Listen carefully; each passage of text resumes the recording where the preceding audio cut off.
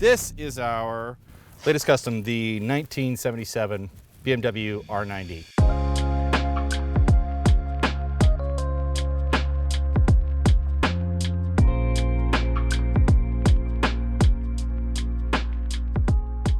We're actually really excited about it.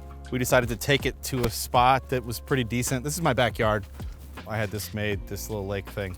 If you guys haven't been to Austin, you should, because there's stuff like this within 10 minutes of our shop. It's not that hard to get to, maybe 20. Anyway, you might notice right away, it looks kind of like an R90 Esq because it was meant to be.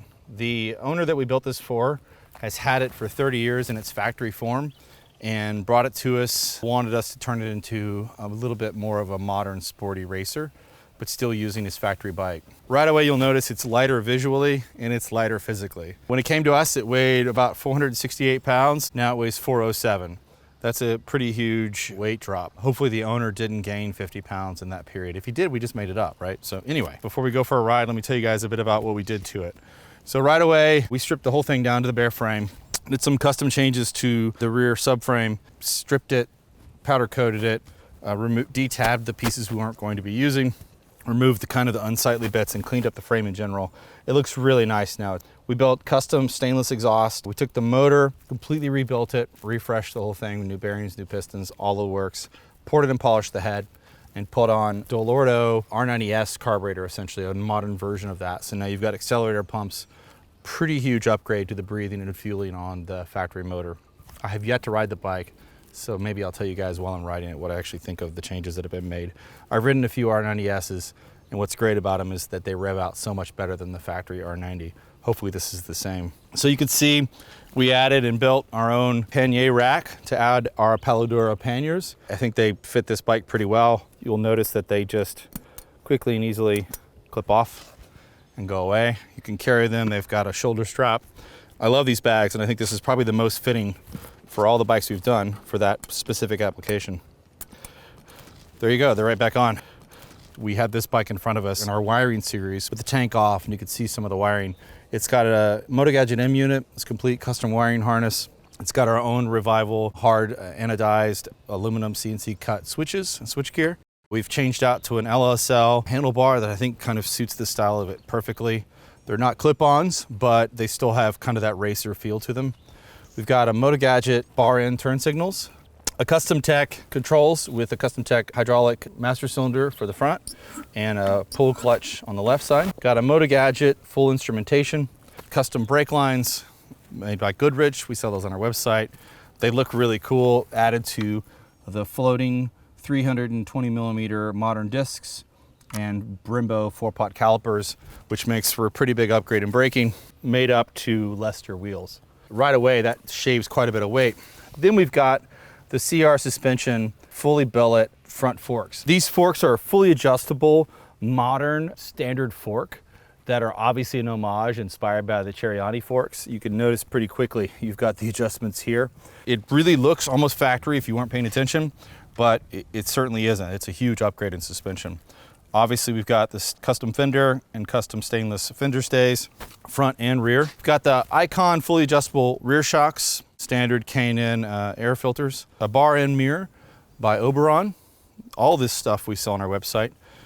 We had obviously a full custom paint job done with this sunburst root beer color. I can't remember what BMW calls it, but it's still one of my favorites because it's kind of understated. And for some reason, it reminds me of Smokey the Bandit. The thing I'm leaning on is the custom leather seat that we designed. We used a brown contrast stitch, just kept it really traditional, but underneath you've got memory foam and a soft foam, and I imagine what's going to be a much more comfortable seat than the factory bike would have come with. Up front as well, we've got the Bates headlight with custom stainless brackets that we built to hold it all together. The installation's so clean that it really looks factory, and if I didn't know different, I'd think that BMW made it this way, only it's better looking than the factory would have made it to begin with. Custom gas cap, we sell these on our website as well. I think it looks pretty fitting. It really looks like it just belongs here, which is sort of the point. We built a custom license plate bracket with an LED lighting that into the tail section, which is a fiberglass tail section.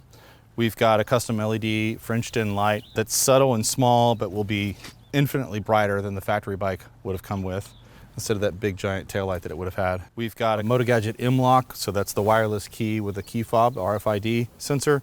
Then we also went ahead and upgraded the throttle to a twin pull throttle. All these things we sell on our website because we think they're the best for these builds. It looks really nice and it cleans the whole dash area up really well. So you don't have a key fob flopping around. All of the wiring and everything is hidden inside the bars. It comes out looking much more purposeful and better designed in my opinion. Also in the engine, we upgraded the charging system and the ignition system to a vape ignition system. You guys might have heard us talk about this before. It gives you full tuning capacity, the ability to run a lithium-ion battery, which of course this bike has, as well as a lead acid if you wanted to. And it's an all-in-one inclusive system. Tuning the bike, they spent a lot of time getting it right. We dyno tuned the bike. It put down 60 horsepower at the rear wheel, which is a lot more than the factory bike would have had. Either way, with the bike weighing so much less, and having so much more power, and obviously, in my opinion, looking quite a bit better, I think we made a pretty big upgrade to the bike. This bike should easily do 100 miles per hour in third or fourth gear, and then go quite a bit further, which should be plenty. I can say that undoubtedly, like every build we've ever done, we learned a few lessons along the way.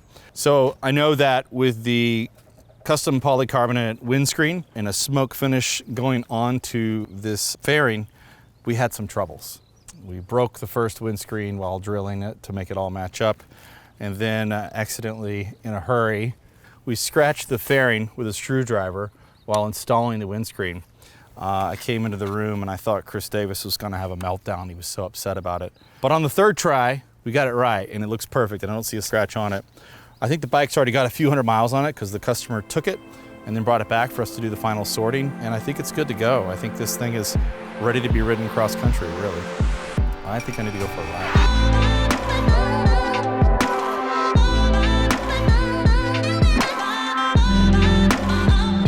So my first ride on this 1977 R90, and I'm gonna call it like the S Plus because this should be better than an S because of the brakes and suspension and motor work, even though it's not an S, so that the guys who are BMW purists don't get mad at us for it. Right away, I can tell that it's lighter. For some reason the wheelbase feels shorter. I'm not even sure there is such a thing as a long wheelbase and a short wheelbase model. But it's probably just the front end feeling so much better as far as suspension is concerned. And I'm already much happier with this than I thought I'd be. Yeah, there we go. It's making the right noises. I don't know what you guys are doing today, but my job does not suck. Thanks, Gareth. Man, I don't even want to talk. This is the first time we've gone and done a test drive for a revival where I don't have much to say because I just want to ride the damn motorcycle. For you guys that haven't ridden a vintage BMW Airhead, in my opinion, there really isn't anything better. And what I mean by that is there are faster bikes, there are better handling bikes, there are meaner sounding bikes. But if you're gonna ride a vintage motorcycle and you want to ride it every day, the BMW is the way to go. That's just the truth of it. They're more reliable, they have a lower center of gravity, they feel more stable, and of course they've got plenty of power. They just don't, you know, they're not going to rival a Ducati of the same era. But I will say this, in a racing series, when they changed the frame and a few other things, they were able to achieve pretty great success, considering the fact that the cylinders jut out so far that you're damn near dragging them in the corners. On this factory frame setup, you most definitely would if you were on a road course. But the Krausers that were so famous from that era were really, and some of the best looking race bikes, they repositioned the engine, tilted it, moved it so that the cylinders weren't nearly the problem, so they could get the proper lean angles. And with vintage tires, you weren't getting the same lean angles you would get today in racing, so it worked perfectly. And of course it was reliable. Hey, there went the script. Who needs a fucking script anyway? They did achieve great success on the BMW Airhead race bikes, considering the obvious detriment that it is to having these jugs sticking out of the side. It's such an iconic thing. I mean, it's always recognizable as a BMW. There were a few other bikes from the pre-BMW era that had this same setup with opposed cylinders. Douglas was one. That was a British-made bike. And it's the perfect logical setup. I mean, for you guys that don't know, having the cylinder sticking out on the side means totally even cooling, because they're air-cooled motors.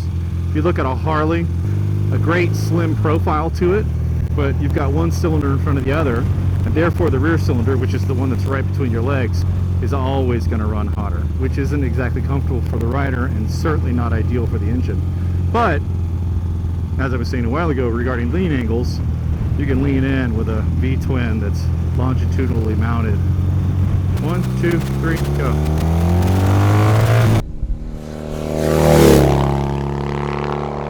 I will say that already the damn thing feels like an R90 Esq, but lighter and better. This COVID thing hasn't been great, but the ultimate social distancing machine has got to be a motorcycle. So for you guys that are watching this that don't have a bike yet, just get a motorcycle. This changes your outlook on so many things.